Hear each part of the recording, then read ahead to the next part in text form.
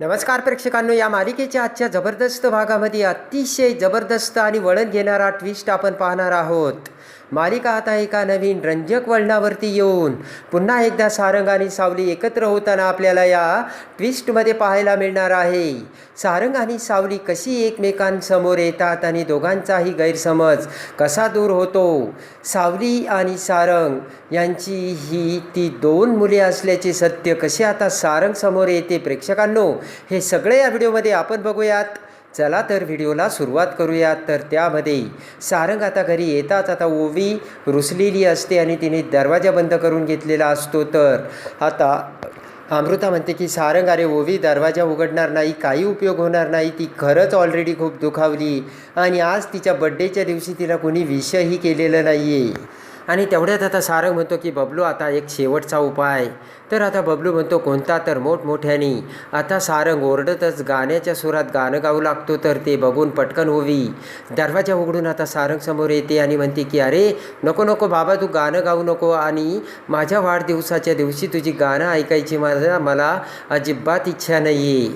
ओवी म्हणते बरं बाबा, आता ना मी तुझं गाणं ऐकण्यापेक्षा माझा रागच सोडते. तर पटकन सारंग ओवीच्या कपाळाचा किस होतो आणि म्हणतो की बाळा, अगं मला खरंच महत्त्वाचं काम होतं म्हणून मला जावं लागलं होतं. आणि सारंग म्हणतो की आता माझी सगळी कामं संपली ओवी आणि बाळा, मी तुझ्यासाठी आता आलो आहे. तर आता ओवी म्हणते की बाबा, मला माहिती आहे तुझी कामं ना कधीच संपत नाही आहे. आता ओवी म्हणते की माझी एक अट आहे. सारंग म्हणतो कसली. ओवी म्हणते की उरलेला सगळ्या दिवसाचा वेळ तू माझ्यासोबत राहायचंच बाबा. ओवी म्हणते आहे का कबूल. तर सारंग म्हणतो की ओके, मला कबूल आहे. आणि तेवढ्यात आता सारंग म्हणतो मी पूर्ण वेळ तुझ्यासोबतच राहील, पण त्यासाठी तुला आता बॅग भरावी लागेल ओवी. तर आता ओवी म्हणते कुठे जायचे. तर सारंग म्हणतो की बेळगावला जायचे आपल्याला. तर ओवी खुश होते आणि सारंग म्हणतो की ओवी, आज तुझा वाढदिवस बेळगावला साजरा होणार, ओवीच्या बड्डेची पार्टी बेळगावला होणार. तर आता ओवी खुश होते आणि बबलू अमृता टाळ्या वाजवतात. आणि तेवढ्यात आता सारंग हा ओवीला घेऊन आणि सुशिलाला घेऊन आता त्याच्या गाडीतून बेळगावला जाऊ लागतो. तर ओवी म्हणते की बाबा, तू किती खोटं बोलतोयस. मला म्हणाला की तू आपला वाढदिवस साजरा करायला बेळगावला चाललो आहे आपण, पण तू तर सुशिला काकूच्या कामासाठी चालला आहे. ओवी म्हणते की बाबा, आता माझ्या पोटात कावळे ओरडायला लागले, मला आत्ताच्या आत्ता काहीतरी खायला पाहिजे. सारंग म्हणतो की थांब, मी गाडी थांबवतो, बघूया कुठेतरी खायला. सुशिला म्हणते की सारंग साहेब, हॉटेलवर जायचं आपण नंतर बघूयात, ओवीला खूप भूक लागली आहे, आपण इथे काहीतरी खायला बघूयात. आणि तेवढ्यात आता सारंग त्याची गाडी साईडला थांबवतो. तर आता सारंग नेमकं ओवीला काही खायला मिळते का हे बघण्यासाठी आता अम्माच्या त्या दुकानात जातो की जिने सावलीला आपल्या घरी राहायला जागा दिलेली असते. तर तेवढ्यात ओवी मावशीला म्हणते की तुम्हाला मराठी येते का. तर अम्मा म्हणते हो येते ना, मला सगळी भाषा येते मला. आणि तेवढ्यात आता सारंग त्या अम्माकडे बघत म्हणतो की मावशी, तुमच्या गजऱ्याचा सुगंध खूप छान येतो आहे. सो आता मावशी खुश होऊन म्हणते की थँक्यू बरं का. तर आता सारंग म्हणतो की थांब मावशी, मी गॉगल घालतो. आणि सारंग त्याचा गॉगल मावशीच्या डोळ्यावर चढवतो. आणि तेवढ्यात आता सारंग म्हणतो की तो रतन इकडे राहतोय का. तर आता लगेच मावशी गॉगल काढत म्हणते की रतन, तुम्ही ओळखता का त्याला. तर सारंग म्हणतो ओळखत नव्हतो, आत्ता ओळखायला लागलो. आणि आता मावशी म्हणते की रतन एकदम राक्षस माणूस आहे. तर आता सारंग म्हणतो राक्षस माणूस, मग तर त्याचा बंदोबस्त करायलाच हवा. तर मावशी खुश होती आणि लगेच सारंग म्हणतो की त्याचा ना मला हिशोब चुकता करायचा. तर मावशी म्हणते त्याच्या घरी लग्न असतं, गावची माणसे येणार आहे, सगळी तयारी चालू आहे. आणि मावशी म्हणते की त्याच्या घरी लग्न. तर सारंग म्हणतो लग्न. तर मावशी म्हणते की त्याच्या ते घरचे गुंड आणि चमचे याच्यापासून जपून राहा. आणि तेवढ्यात आता मावशी म्हणते की साहेब 2च मिनटं थांबा, तुम्ही जाऊ नका, मी आलोच. आणि मावशी आता तिच्या आतमध्ये घरामध्ये जाताच इकडे सारंग आता मावशीची वाट बघून तिथेच दुकानात थांबलेला असतो. आणि इकडे आता घरामध्ये सावली एकटक आता रतनचाच विचार करत असते. व्यंकटेशचे बोलणे आता सावलीला आठवते. व्यंकटेश म्हटलेला असतो की सावली, तुला माहिती आहे ना तो रतन कसा राक्षस माणूस आहे. आणि व्यंकटेश म्हणतो की मी रडलो, त्याच्या पाया पडलो, तरीसुद्धा तो अबीरला सोडायला तयार नाही आणि मग काहीच उपयोग झाला नाही. हे सगळं आता सावलीला आठवतं. आणि व्यंकटेशने सांगितलेलं असतं की तू अबीरची काळजी करू नको, कारण अबीर त्या घरात असं काही वागतो की जरूर काही त्याच्याच घरचं लग्न आहे. आणि मावशी म्हणते की सावली, अगं चल, आपल्या दुकानात एक माणूस आला आहे आणि तो रतनची चौकशी करत होता. मला माहिती आहे सावली, तो माणूस नक्की तुला मदत करील. सावली म्हणते की कसं शक्य आहे मावशी, अहो या गावात रतनशी टक्कर घ्यायला कोणताच माणूस तयार नाही आहे आणि तो माणूस मला कशी मदत करेल. मावशी म्हणते की अगं तो माणूस गावातला नसतो, तो 4 चाकी घेऊन आलेला माणूस आहे. मावशी म्हणते की मी तुला डोळ्यात बघून सांगते सावली, त्या माणसाच्या डोळ्यात ना रतनबद्दल कसलीच भीती नाही आहे. आता इकडे सारंग मावशी येण्याची वाट बघत थांबलेला असतो. बराच वेळ होऊ नये मावशी काही यायला तयार नसते आणि सारंग आता घड्याळाकडे बघतो. सारंग म्हणतो की ओवी चला आपण निघूया. तर ओवी म्हणते की बाबा त्यांनी आपल्याला 2 मिनिटे थांबायला सांगितलं आहे, तेव्हा आपण जरा थांबूयात. आणि आता मावशीची वाट पाहून थकल्यानंतर आता सारंग 100ची नोट त्या बरणीच्या वर ठेवतो आणि ओवीला म्हणतो चल. आणि सारंग ओवीला घेऊन आता गाडीकडे जातो. आणि तेवढ्यात आता सारंग त्याच्या गाडीतून पुढे निघून जाताच मागून मावशी सावलीला घेऊन तिथे येते. तर आता मावशी ओरडतच म्हणते की साहेब जरा थांबावं, पण तोपर्यंत सारंग तेथून निघून गेलेला असतो. आणि तेवढ्यात आता मावशी इकडे आतमध्ये जाताच आता सावलीचं लक्ष त्या 100च्या ठेवलेल्या नोटेकडे जाते. पटकन आता सावली ती 100ची नोट आपल्या हातात घेते आणि आपण त्यावेळेस आता तलावात कसं सारंगसोबत रोमांस केला होता आणि प्रेमाने सारंगने आपल्याला कशी मिठी मारली होती हे सावलीला आठवतं. त्या विचारात पडलेल्या सावलीला बघून आता अम्मा म्हणजे ती मावशी म्हणते सावली कसला विचार करतेस ग. आणि काही नाही असे म्हणत आता सावली तेथून निघून जाते.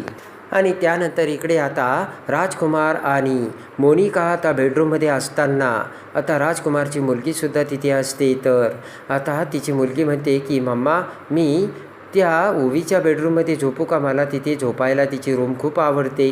तर मोनिका म्हणते की सगळं काही तुझंच आहे बाळ, तू कुठेही झोपू शकतेस. आणि पटकन आता मोनिकाची मुलगी निघून जाताच मोनिका राजकुमारला म्हणते की बघितलं का, एक एक करून या घरातली सगळी माणसे आपण कमी करू राहिलो आहे, आता फक्त बबलूचं. मोनिका म्हणते की तारा आणि सोहमसुद्धा या घरातून गेली आणि इकडे आता नीलसुद्धा गेला आणि राहिला कोण, तो बबलू, तोसुद्धा या घरात राहत नाही आहे, म्हणजे आपला रस्ता मोकळा झाला.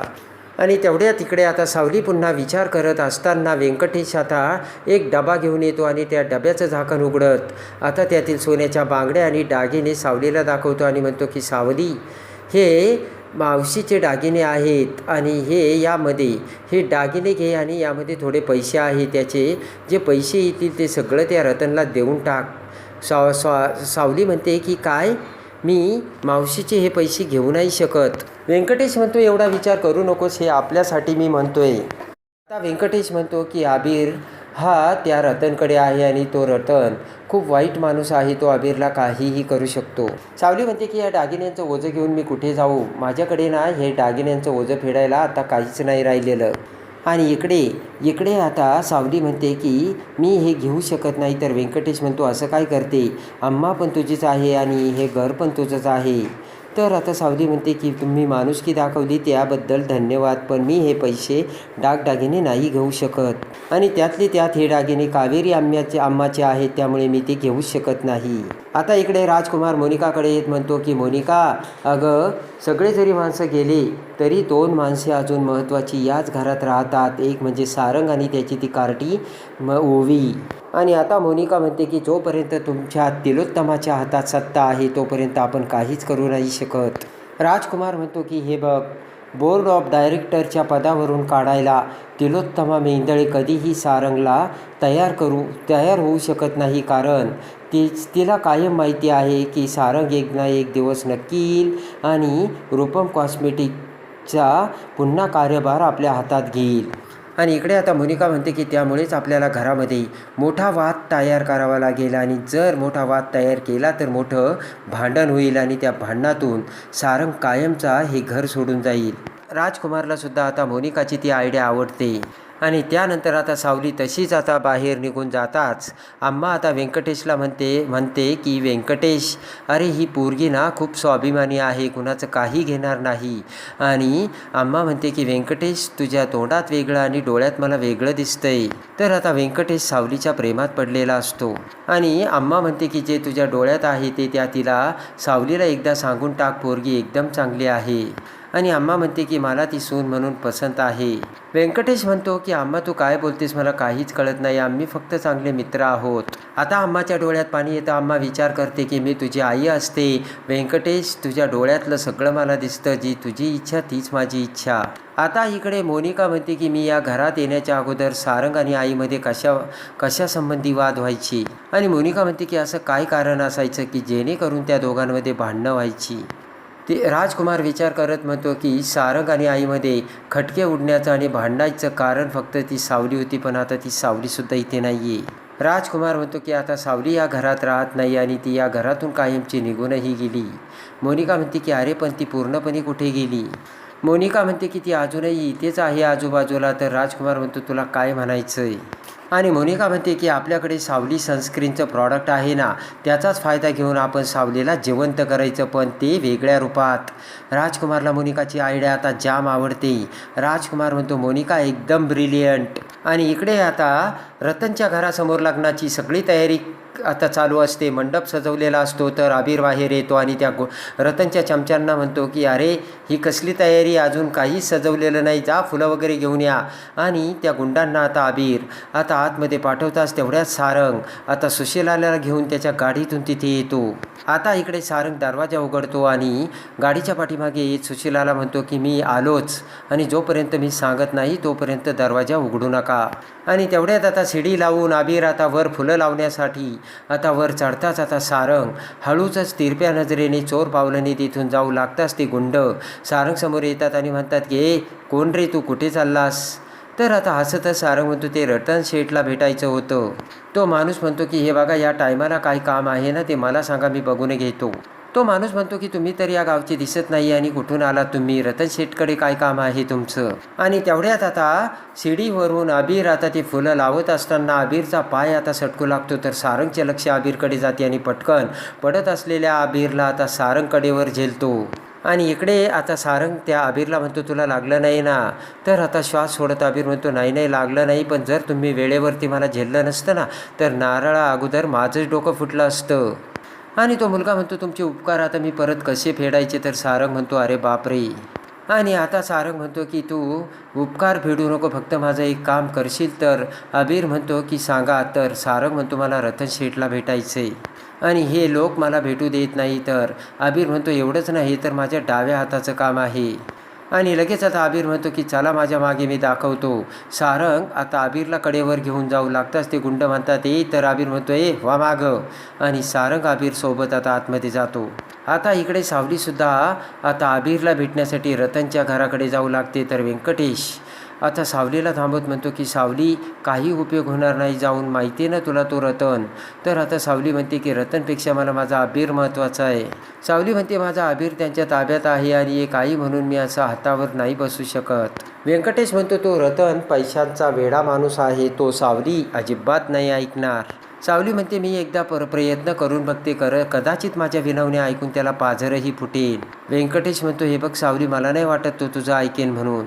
आणि त्यानंतर इकडे आता सारंग आणि अबीर दोघेही आता रतनकडे जातात. आणि रतन आता सारंगला बघताच आता रतनला मोठा धक्का बसतो. आणि रतन आता सारंगकडे बघताच सारंग आता त्याची ओळख सांगतो आणि मी रूपम कॉस्मेटिकचा मालक.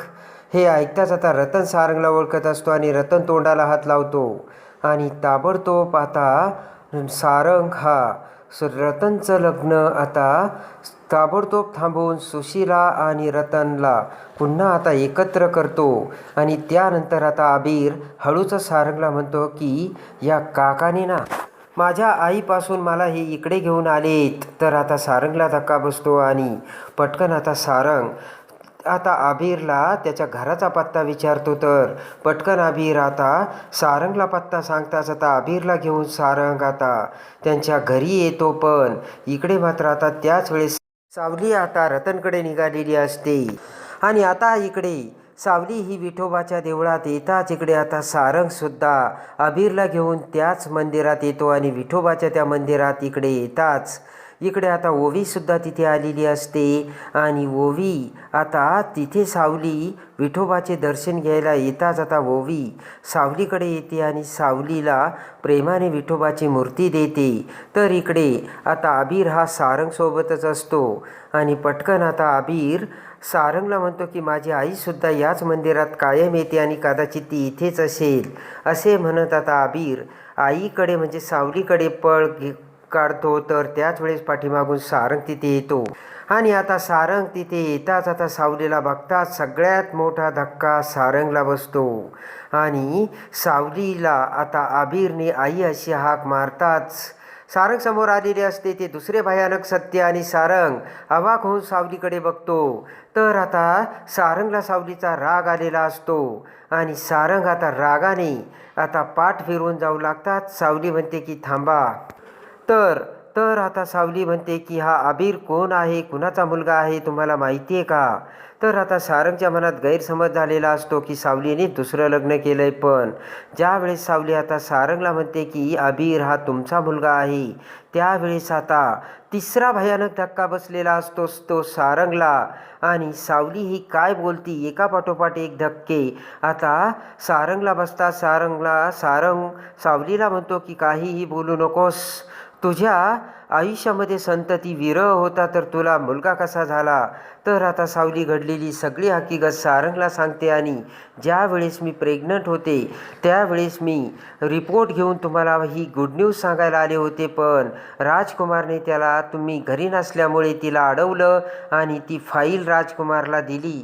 राजकुमारने तुम्हाला ती फाईल दिली नाही का असे सावलीने विचारताच आता सारंगला राजकुमारची खेळी लक्षात येते आणि सगळ्यात मोठे 4 सत्य समोर आलेले असतात आणि आता सारंगला धक्का बसून सारंग आता राजकुमारला कोणती भयानक शिक्षा करतो आणि सारंग आणि सावली पुन्हा कसे एकत्र येतात हे बघण्यासाठी आणि या मालिकेच्या डेली अपडेटसाठी आपल्या चॅनलला लाईक करा, सबस्क्राईब करा.